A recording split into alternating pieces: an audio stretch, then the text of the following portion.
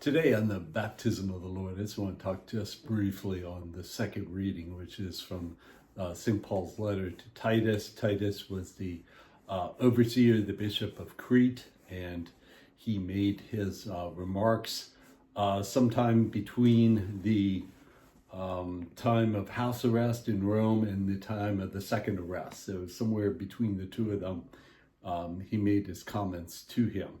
And I think what's important about the reading from Titus is that it really talks about that difference between other world religions and Christianity. With other world religions, you try to make yourself better.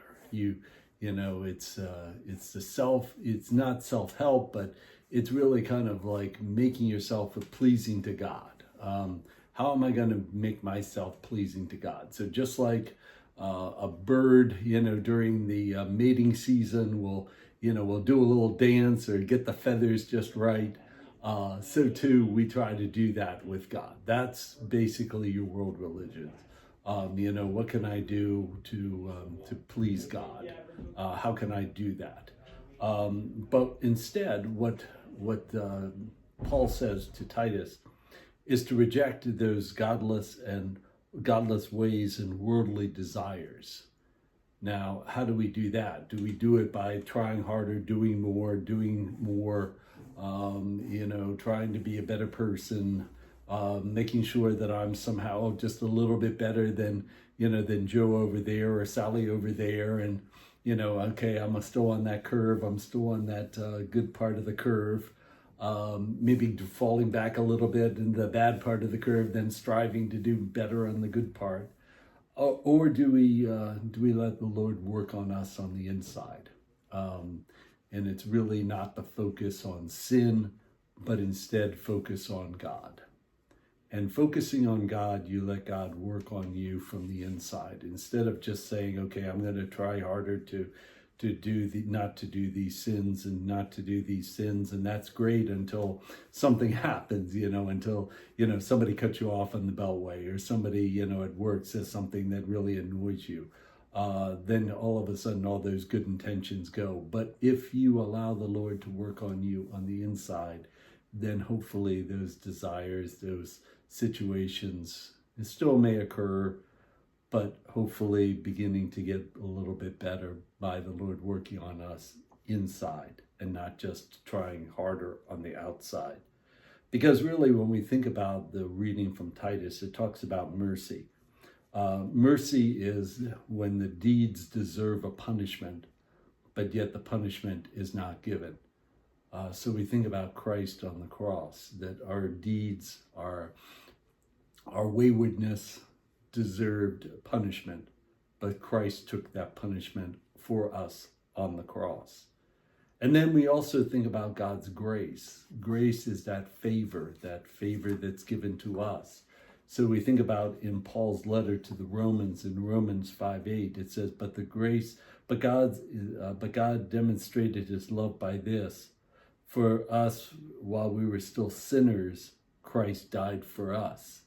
So God demonstrated his love for us in this, that while we were still sinners, Christ died for us. So that is that grace.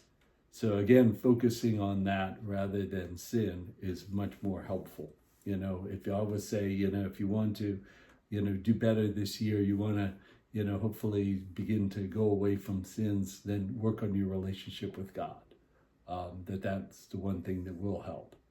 But the one thing about it is that it's not solely, it's not just, okay, well, God's going to work on me. And we think about that in baptism. We think about that today being the baptism of the Lord.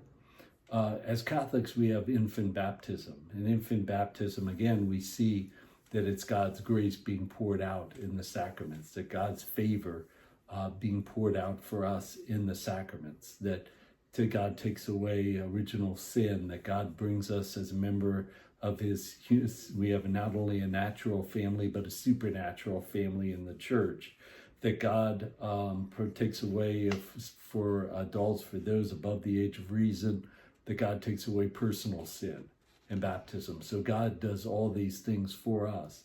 But the one thing that God wants us to do is to be open to that grace.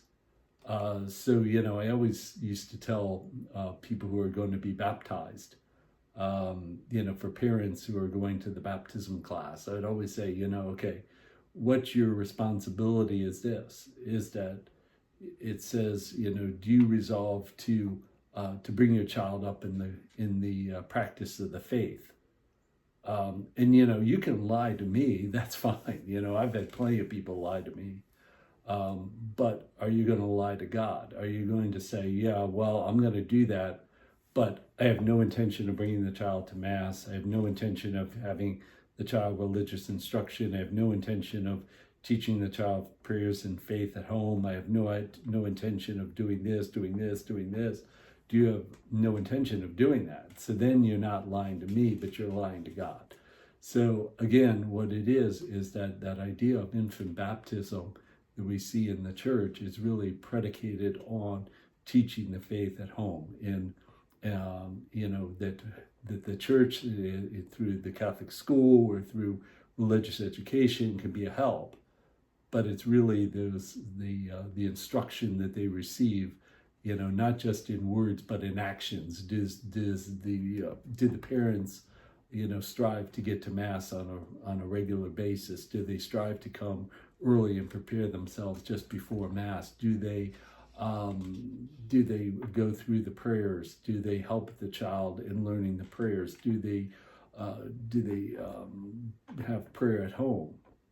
So all these ways we can take that blessing that's given to us in baptism and nurture and water that, and so it grows in the child's heart. Because really what we think about baptism is that beginning. It's the beginning of the faith.